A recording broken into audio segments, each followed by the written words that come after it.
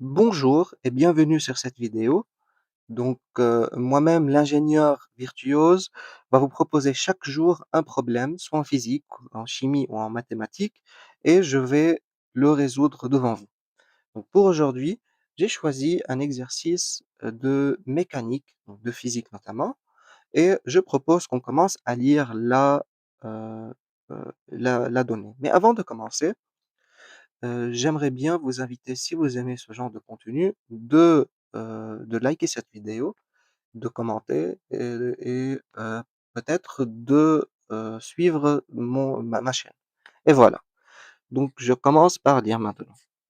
Une automobile démarre lorsque le feu passe au vert avec une accélération A est égale à 2,5 mètres par seconde moins 2 pendant une durée de θ égale 7 secondes. Ensuite, le conducteur maintient sa vitesse constante. Lorsque le feu passe au vert, un camion roulant à la vitesse V égale 45 km/h constante est situé à une distance d égale à 20 mètres du feu avant celle-ci. Dans un premier temps, le camion va doubler l'automobile, puis dans un second temps, celle-ci va le dépasser. Je pense qu'il y a une donnée qui est manquante et c'est la forme de la trajectoire. On va considérer que c'est une trajectoire qui est rectiligne.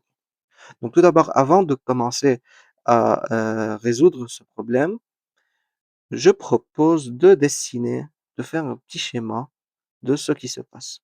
Et là, je commence par dessiner l'axe des abscisses. Donc là, c'est les positions en mètres. Et ici, je vais mettre l'origine. 0 qui va représenter, en fait, il y a un certain feu ici. Et également, il y a une voiture qui est à cette position. Donc, on nous dit également ici que euh, donc la voiture va faire une certaine distance qu'on ne connaît pas en fait pour le moment. Je vais la nommer L. Et durant cette distance, elle possède une accélération constante de 2,5 mètres secondes moins 2 pour une durée de θ égale à 7 secondes. Et après L, donc après la distance L, elle va avoir une vitesse qui est constante, dont on ne connaît pas maintenant, pour le moment, la valeur. La donnée nous indique aussi qu'il y a un camion qui se situe à 20 mètres avant le feu. Donc là, je vais mettre un -20 puisque c'est avant le feu et puisqu'on a également pris comme hypothèse que le feu, c'est l'origine des abscisses. Et je vais dessiner le camion. Je suis pas vraiment bon en dessin, mais ça ressemble à peu près à un camion. Le camion possède une vitesse constante de combien en fait? De 45 km/h. Et tout de suite, on regarde que en fait toutes les valeurs qu'on nous a données sont dans le système international, sauf la vitesse du camion. Donc on préfère alors automatiquement faire la conversion. Donc comment on va la faire?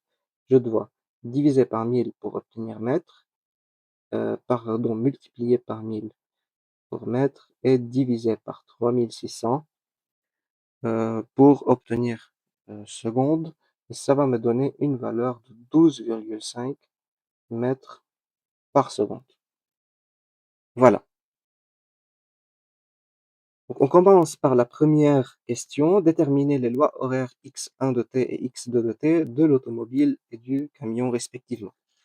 Donc on commence x1 de t. En fait, c'est quoi? C'est la position, ou bien c'est l'équation horaire de l'abscisse pour l'automobile. Ben, en fait, elle est décomposée en deux parties. La première partie va être de t comprise entre 0 et 7 secondes. Et la deuxième partie, c'est lorsque t est supérieur ou égal à 7.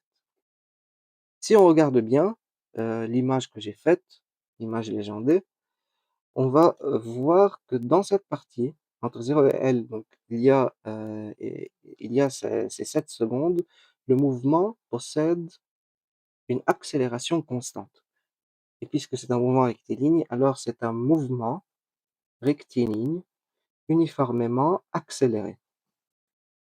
OK? Et quelle sera en fait la formule du mouvement rectiligne uniformément accéléré pour la position? Donc, il faut la retenir, il faut la connaître. X égale à A sur 2 t au carré plus V0 t plus X0. On peut même ajouter que les t, en fait, ici, doivent être t moins t0, mais puisque dans ce cas, Heu, le temps initial, donc l'instant initial, on va le considérer comme 0, donc pas besoin de mettre t moins t0, on se suffit avec t.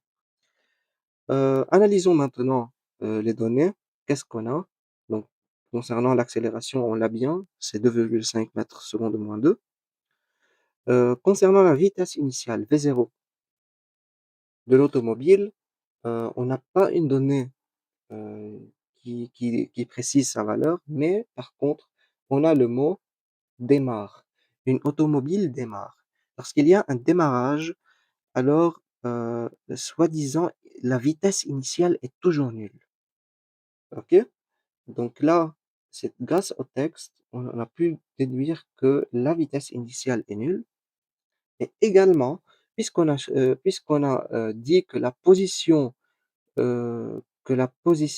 est, au feu vert, donc là, elle passe au feu vert à t égale à 0, donc on va également enlever, enlever x0, d'accord? Puisque le feu vert est l'origine. Donc il nous reste vraiment que x égale à a sur 2 t au carré, tout simplement ça. Et a, puisque a égale à 2,5, donc x, lorsque t est supérieur à 7 secondes, est égal à 1,25 t au carré. Donc c'est 2,5 sur 2, ça va me donner 1,25 au carré. Voilà. Maintenant pour la deuxième, c'est quoi? En fait, c'est un mouvement, en fait, après L.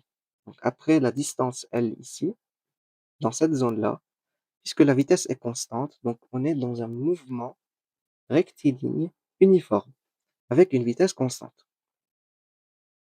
Alors x, la position après cette seconde, doit être de la forme v, x égale à vt plus x0. Par contre, il faut prendre en considération t0 ici, dans ce cas.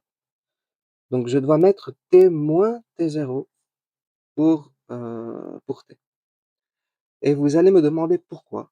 Alors, car le mouvement rectiligne uniforme va commencer vraiment ici. Et ici, le L, c'est après 7 secondes. Donc, l'automobile attend 7 secondes pour commencer son mouvement rectiligne uniforme. Et c'est quoi x0 en fait? C'est L. C'est tout simplement L. Donc, il faut trouver la valeur de L pour pouvoir mettre ici. Il faut trouver également la valeur de V, qu'on ne connaît pas. Par contre, on connaît T0 qui est égal à quoi? À θ qui est 7 secondes. D'accord? Tout est clair? Maintenant, comment on va procéder? En fait, si on regarde ici, heu, cette partie-là et cette partie-là ont quelque chose en commun.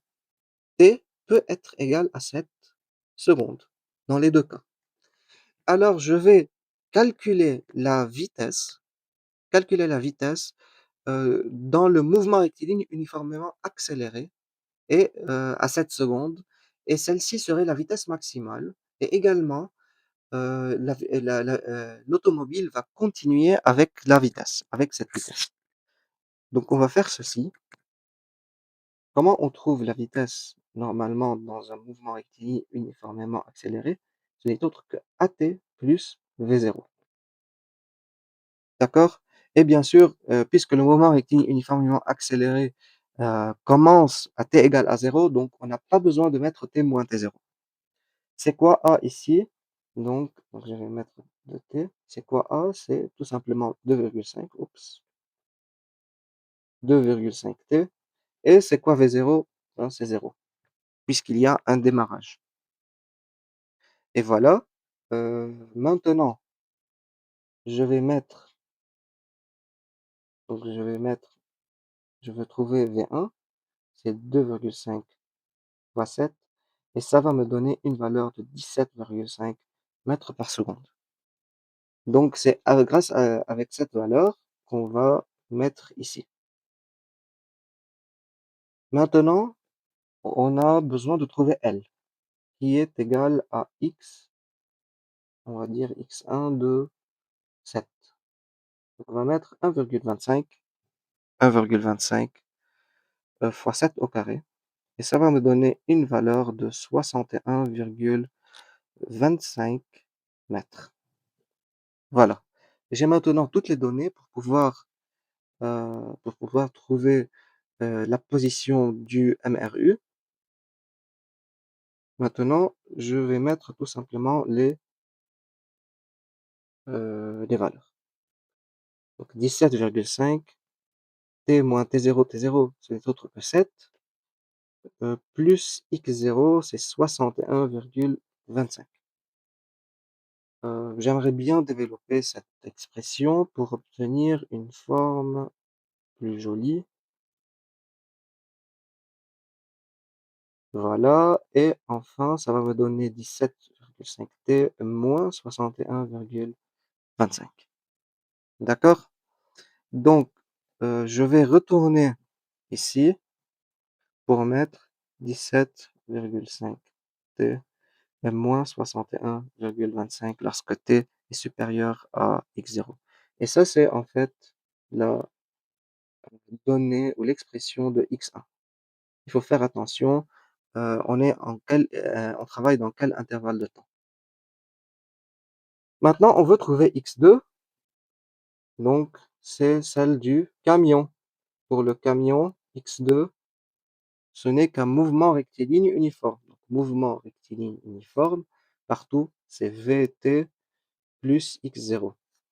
Euh, le mouvement rectiligne uniforme du camion commence dès le premier instant, donc on n'a pas besoin de mettre T moins T0. C'est quoi la vitesse du camion? Elle est uniforme, c'est égal à 12,5. Ben voilà, en mètres par seconde. Faire attention, on utilise ici le système international. Et le x0, en fait, ce n'est pas 0, c'est moins 20. Donc le mouvement rectiligne commence à moins 20. Donc je vais mettre ici alors x2 de t est égal à 12,5 t moins 20. Et c'est tout simplement ça. Donc maintenant, euh, on a terminé la première question. On a bien déterminé x1 et x2 en fonction de t. Pour la deuxième question, calculer les dates des dépassements θ1 et θ2, en déduire les abscisses des dépassements x1 et x2. Très bien. Maintenant, regardons un tout petit peu le schéma. On peut voir ici que ça, c'est l'automobile qui est en train de faire, euh, là, L, c'est égal à 61,25. Donc, je vais mettre ici sa valeur à la place de L, 61,25. Voilà, la vitesse constante, on la connaît maintenant, c'est 17,5 mètres par seconde. Très bien. Donc, le camion possède une vitesse de 12,5 et en fait, ici, l'automobile possède une vitesse initiale qui est bien inférieure à 12,5, bien inférieure à celle du camion. Donc, il va y arriver un moment dans une position donnée où le camion et l'automobile vont passer l'un à côté de l'autre. Et juste après, le camion va le dépasser. D'accord? Ça, on va l'appeler ça l'instant θ1 et la position, on va l'appeler x1. Par contre, on regarde bien que la vitesse finale de l'automobile est de 17,5 mètres par seconde, qui est bien supérieure à 12,5. Alors, après, donc dans le MRU, ici, dans cette zone-là, forcément, le camion va être dépassé de nouveau par l'automobile, donc ils vont se rencontrer sur un certain point. D'accord? Donc on veut trouver tout simplement, les temps de rencontre et les positions de rencontre, heu, dans les 2 cas, OK? Donc on va prendre le cas 1, le camion dépasse l'automobile,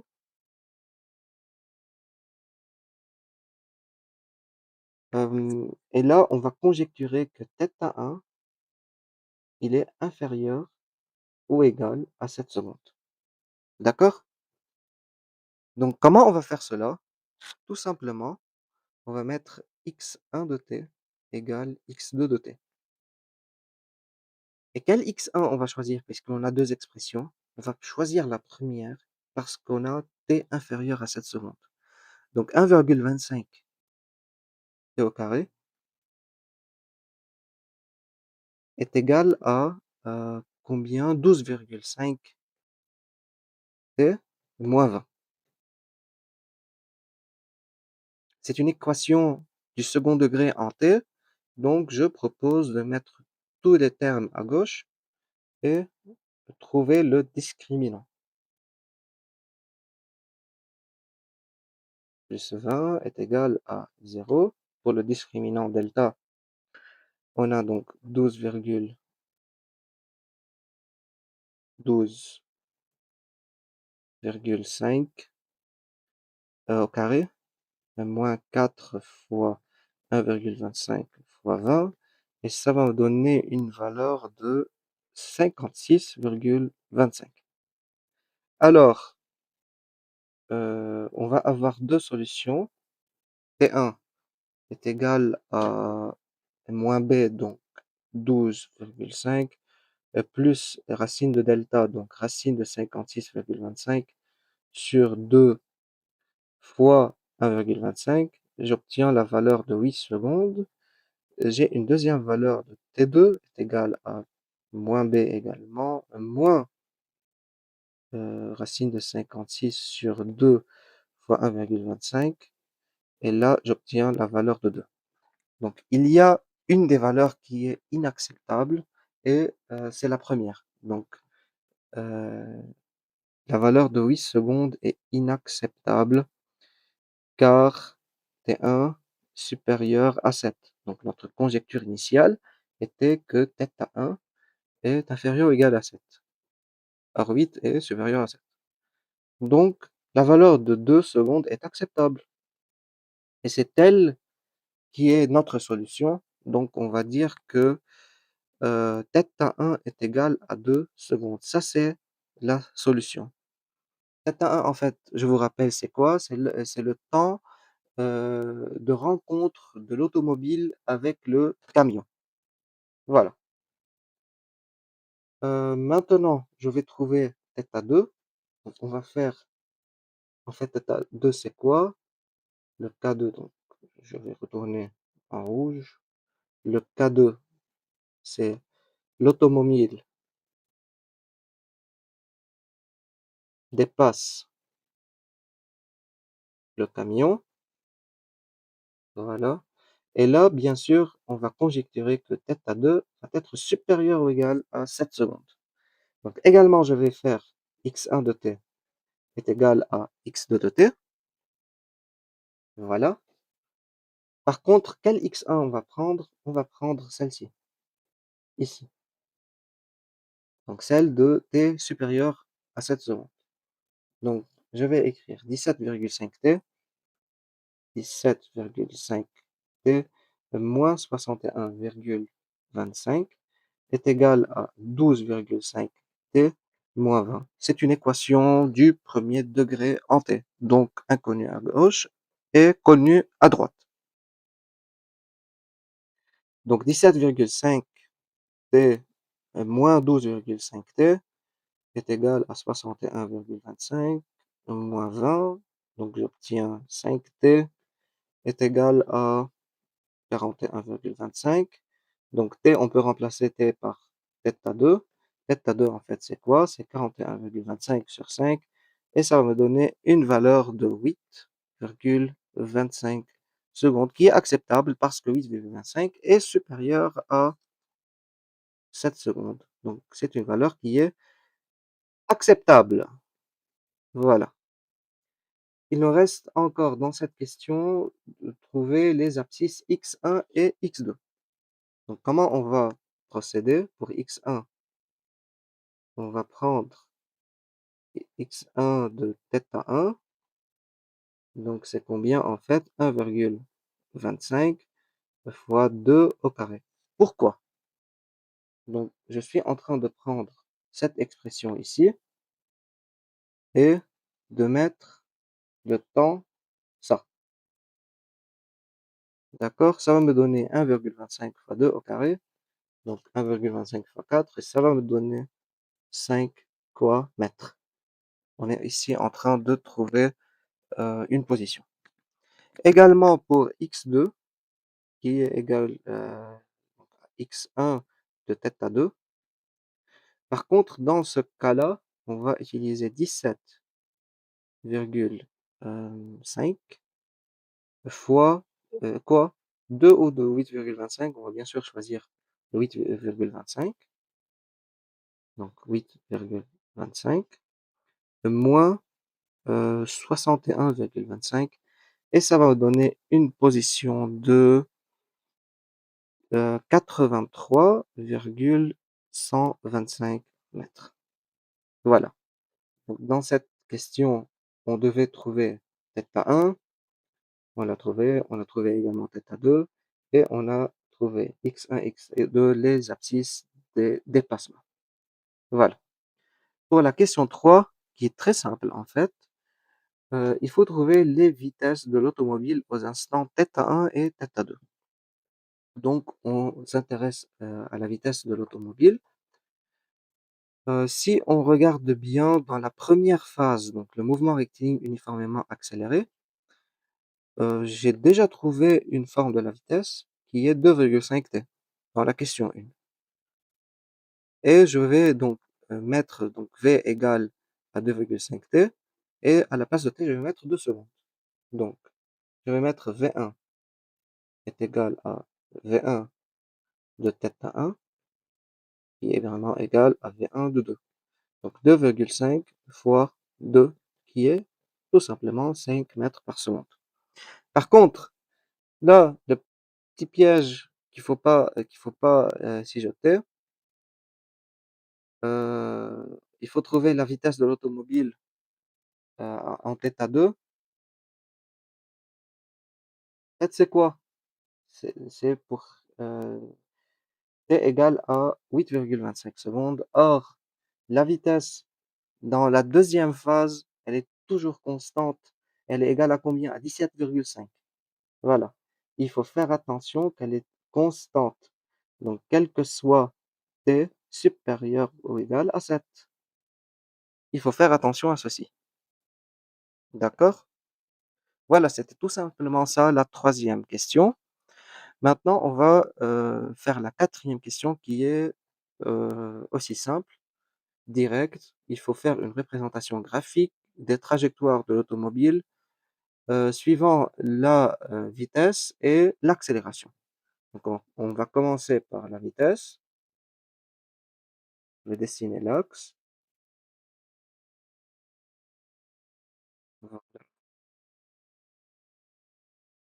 En abscisse, je vais mettre la position en mètres, et là, en ordonnée, la vitesse en mètres par seconde. Je vais dessiner presque à main levée. Donc en fait, quelles sont les vitesses significatives, on va dire? Et donc, il y a la position 0, avec la vitesse 0, également, et il y a la position de 61,25, où la vitesse est de 17,5. Voilà. Donc, je vais essayer de joindre ici pour trouver ce point avec les coordonnées 61,25 et 17,5. Et maintenant, je vais relier les deux points, donc de 0 à 61,25. Voilà, c'est presque ça, on va dire. Et ensuite, après, au-delà de cette valeur, la vitesse reste quoi? Elle reste constante. Donc une vitesse constante, ça veut dire c'est une droite qui est horizontale. Voilà pour la représentation graphique de la vitesse en fonction de la trajectoire. Maintenant, on va maintenant faire l'accélération. Donc je dessine maintenant de nouveaux axes. Donc ça, c'est l'axe des abscisses et ça, c'est l'axe des accélérations en mètres secondes moins 2.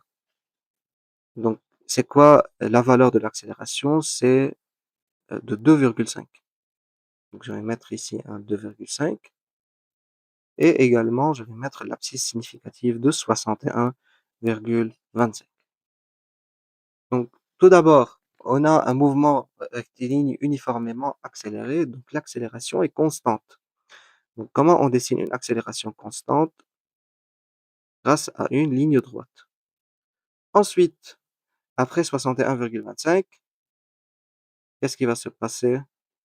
Ben là, l'accélération va s'annuler. Donc, dans un mouvement rectiligne uniforme, on n'a pas d'accélération. D'accord? Voilà, donc peut-être que je vais effacer un tout petit peu ici. Et voilà, c'est un peu ça. Et enfin, on arrive à la question qui va gratter un tout petit peu la tête. Si le camion roulait à une vitesse de 30,6 km/h, donc c'est une vitesse qui est bien inférieure à la première vitesse, pourrait-il rattraper l'automobile? Et pour l'automobile, on va négliger la deuxième phase, donc le mouvement rectiligne uniforme. Donc on va supposer qu'il a une accélération constante tout au long de cet exercice. Donc comme toujours, on a une valeur qui n'est pas dans le système international, kilomètres par heure. Donc qu'est-ce qu'on va faire? On va multiplier par 1000 pour avoir mètres et on va diviser par 3600 pour avoir secondes. Et je vais obtenir une valeur de 8, 8,5. 8,5 mètres par seconde. On voit bien que c'est vraiment très inférieur à 12,5 qu'on avait en premier. Donc on nous demande est-ce que il va dépasser l'automobile. Comment on va faire? Donc on va réécrire la nouvelle équation horaire x2 de t. Donc on va à la place de 12,5 mettre 8,5. Donc ça devient comme ça. Et x1, puisqu'on n'a plus le mouvement rectiligne uniforme, il va garder le 1,25 t au carré. Donc qu'est-ce qu'on va faire? Comme d'habitude, comme on a fait avant, on va mettre x1 de t égale à x2 de t.